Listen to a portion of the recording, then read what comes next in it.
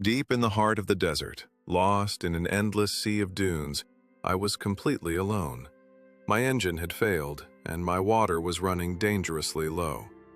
Hovering on that fragile line between life and death, searching for the slightest shred of hope, I heard it.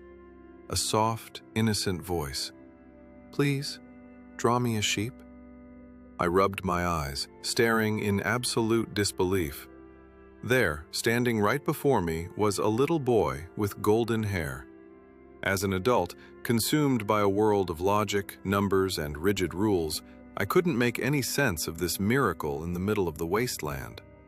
But that mysterious boy was about to teach me a language I had long forgotten, the pure, unguarded language of childhood.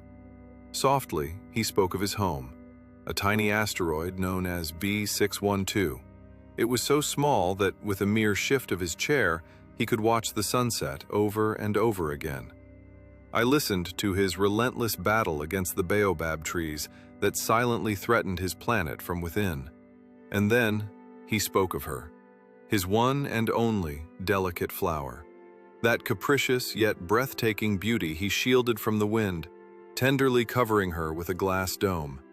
He loved her so very much. But the language of love is sometimes far too complex. Heartache, misunderstandings, pride. Unable to contain the sorrow within his heart, my little friend was forced to leave his home and his beloved flower behind, and fly far, far away. His was a journey across the stars, a quest for meaning. On the planets he visited, he confronted the bizarre and utterly absurd world of us adults.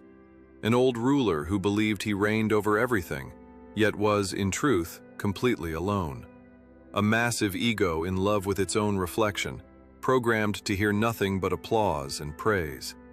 A desperate soul drinking to forget, ashamed because he drinks. And that busy man, counting the stars and claiming them as his own, yet completely blind to the true wealth of life. As our little traveler gazed upon this illogical, narrow-minded, and sorrowful world of grown-ups, he felt the purity within himself all the more profoundly. The journey had exhausted him with every passing step. When he saw that weary man on his own planet, relentlessly lighting and extinguishing the street lamp, his heart ached beyond words. Through his pure, untainted eyes, this man, laboring for another, so steadfast in his duty, was perhaps the least absurd of them all. Then, he crossed paths with the author of vast yet utterly hollow books. A scholar who never left his desk, who knew of oceans and mountains only on paper. This old geographer taught him the profound sorrow of things that do not last. It was in that exact moment he realized, for the very first time, that his flower was fleeting. And he gave him a new destination, Earth, the great Earth, blue, complex, and boundless. The world, a colossal realm of solitude where millions rush about, everyone desperate to be somewhere. Here, he stumbled upon a garden blooming with thousands of roses. Yet he had believed his own flower to be the only rose in the universe. Crushed by disappointment, he collapsed onto the grass and wept. It was in that very moment that the wise companion appeared before him. A fox with a coat of golden fur. "Tame me," it said calmly. Whispering softly, it revealed the secret of forging a bond, of true devotion. It is only with the heart that one can see clearly. The eyes are blind to the essence of truth. Now he finally understood.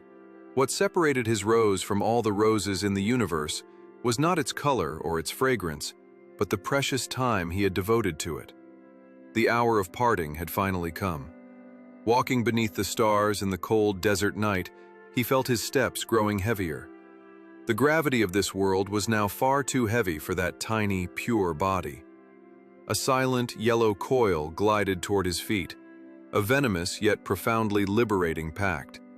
Just a fleeting sting against his skin, the price of leaving his earthly burdens behind to return to the stars. That morning, I couldn't find his body among the sands. Not a single trace remained.